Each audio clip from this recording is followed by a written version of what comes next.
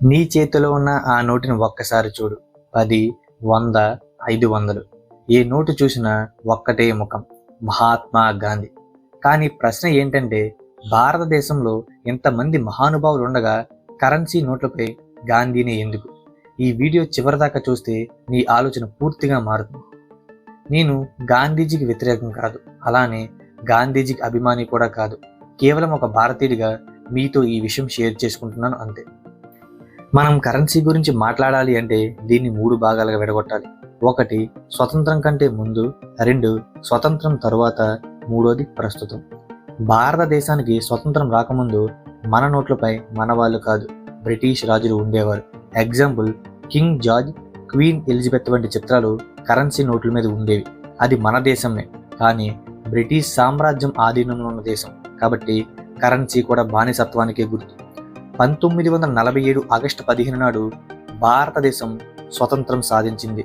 స్వతంత్రం వచ్చిన తక్షణమే reserve bank of India George 6 చిత్రం ఉన్న పాత నోట్లనే 1949 వరకు కొనసాగించింది. 1949వ సంవత్సరంలో స్వతంత్ర భారతదేశం తన మొదట రూపాయి నోటును కొత్త డిజైన్తో విడుదల చేసింది. ఇందులో జార్జ్ 6 ఫోటోకు బదులుగా సారనాథ్లోని అశోక స్తంభం నుంచి తీసుకోబడిన సింహ రాజధాని చిహ్నం ఉపయోగించబడింది. తర్వాతి కాలంలో తంజావూరు బృహదీశ్వరాలయం, కోనార్క్ చక్రం, ఆర్యభట్ట శాటిలైట్ వంటి చిత్రాలను కూడా నోట్లపై ముద్రించారు. అంటే గుర్తించుకో, స్వాతంత్రం వచ్చిన తర్వాత చాలా సంవత్సరాలు మన కరెన్సీ నోట్లపై గాంధీ కూడా లేరు. మరి భారత కరెన్సీ నోట్లపై గాంధీ చిత్రం ఎలా వచ్చింది?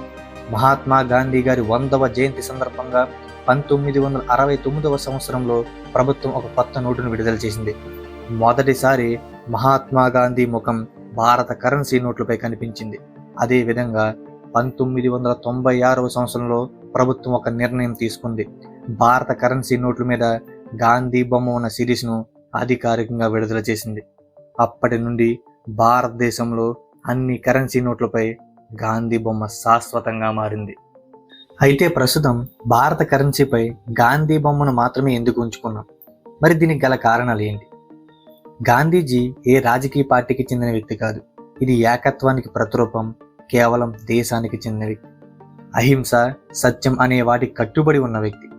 సుభాష్ చంద్రబోస్ లాంటి పోరాట యోధుడు కూడా గాంధీ గారికి జాతిపిత అని బిరుదు ఇవ్వడం. ఇంకొకటి, ఆర్బీఐ దీన్ని సెక్యూరిటీగా భావిస్తుంది. ఒకే ముఖం ఉండడం వల్ల నకిలీ నోట్లను గుర్తించడం సులభం అవుతుంది.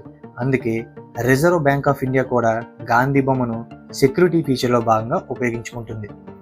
ప్రపంచ మేధావిగా ప్రసిద్ధిగాంచిన ఆల్బర్ట్ ఐన్స్టైన్ గాంధీ గురించి ఇలా అన్నారు: 20వ శతాబ్దంలో రక్త మాంసాలలో మహాత్మా గాంధీ లాంటి వ్యక్తులు ఉన్నారంటే భవిష్యత్ తరాల వారు నమ్మకపోవచ్చు అని కొనియాడారు. అయితే మరి కరెన్సీకి సంబంధించి ఇతర దేశాల్లో ఎలా ఉంది? కరెన్సీ నోట్లపై వ్యక్తుల ఫోటోలను వేయడం ఇండియాకే పరిమితం కాదు. అమెరికా తన డాలర్ల మీద వాషింగ్టన్, అబ్రహం లింకన్ ఫోటోలను, బ్రిటన్ తన పౌండ్లపై కింగ్ చార్లెస్ ఫోటోలను, కానీ యూరో నోట్లపై ఒక్క వ్యక్తి కూడా ఉండరు. అంటే ప్రతి దేశం తమ చరిత్రను తమకు నచ్చిన విధంగా చూపిస్తుంది.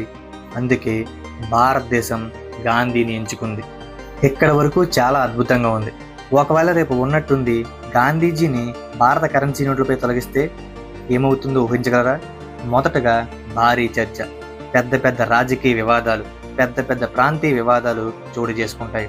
రెండోది, ఎవరిని పెట్టాలనే పెద్ద ప్రశ్న. అంబేద్కర్నా, సుభాష్ చంద్రబోస్నా, లేక అబ్దుల్ కలాంనా? ఒక్కరిని పెట్టడం అంటే మరో వర్గాన్ని బాధ పెట్టడమే.